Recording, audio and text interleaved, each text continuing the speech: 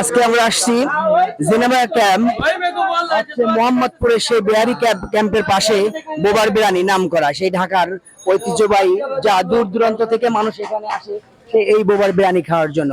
আসলে এই বোবার বিরিয়ানি অত্যন্ত সুস্বাদু এবং মানুষের কাছে অনেক জনপ্রিয়।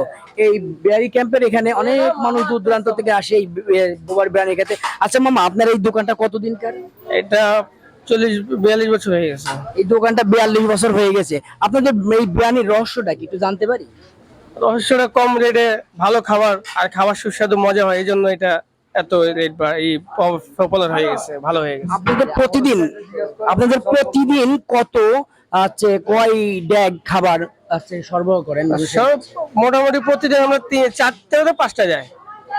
আচ্ছা, আপনারা শুনলেন এখানে প্রতিদিন 4 থেকে 5 ড্যাগ এই বোবার বিরিয়ানি বিক্রি করা হয়। আসলে বোবার বিরিয়ানি দেখেন দোকানে অনেক মানুষের ভিড়, অনেক সমাগম, যেহেতু এখানে খাবার অত্যন্ত জনপ্রিয় এবং সুস্বাদু, তাই আমরা খোঁজে সন্ধানে তাই আমরা দূর থেকে চলে এসেছি সেই মোহাম্মদপুর জিনেমা ক্যাম্পের পাশে বোবার বিরিয়ানি।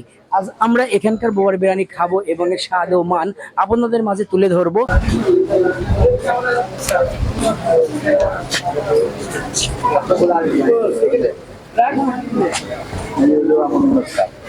কথা বলা যাবে না আপনাদের সাথে?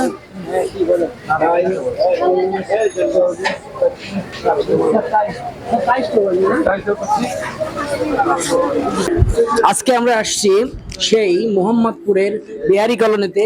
বিহারি কলোনির সেই বিখ্যাত নাম করা বোবার বিরিয়ানি, সেই বোবার বিরিয়ানি খেতে আসছি। আসলে আসার পরে অনেক দোকানে প্রচন্ড ভিড়ের কারণে আমরা তার পার্সোনাল একটা ক্যাবিন নিয়েছি, সেই ক্যাবিনে এখন খাবো। আমি একটা চিকেন বিরিয়ানি নিয়েছি আর একটা তেহারি নিয়েছি। যাই হোক, আমি একটু তেহারিটা হালকা একটু টেস্ট করে দেখবো স্বাদ কেমন। অত্যন্ত সুস্বাদু এবং অন্যান্য ব্র্যান্ড থেকে একটু ডিফারেন্ট আছে। এবার একটু আমি মোরগ পোলাওটা খেয়ে দেখবো এটা কেমন।